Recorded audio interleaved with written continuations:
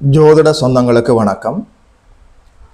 யார் ஒருவருக்கு மறைமுக தன லாபங்கள், திடீர் தன லாபங்கள், அதிர்ஷ்ட வாய்ப்புகள், அதாவது உழைக்காமல் திடீரென்று பணவரவு தனவரவு கிடைக்கும்னு சொல்லி பார்க்கலாம். இதற்கு பலவிதமான கிரக சேர்க்கைகள் இருக்கிறது. ஒன்று ரெண்டை பார்க்கலாம்.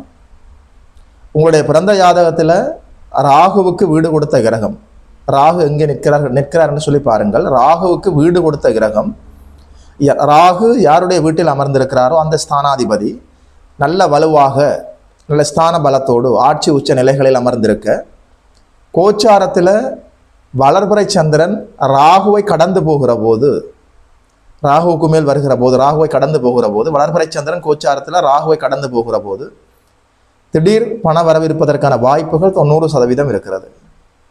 நமஸ்காரம்.